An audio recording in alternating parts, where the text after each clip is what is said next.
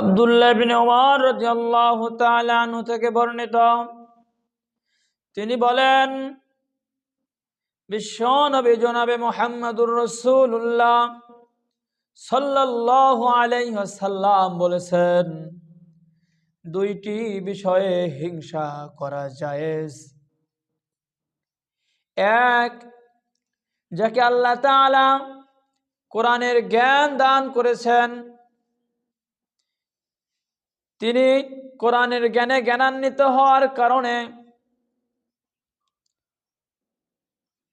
দিন রাত কোরআনুল কারীম তেলাওয়াত করে, আমল করে এমন মানুষকে দেখে হিংসা করা জায়েজ।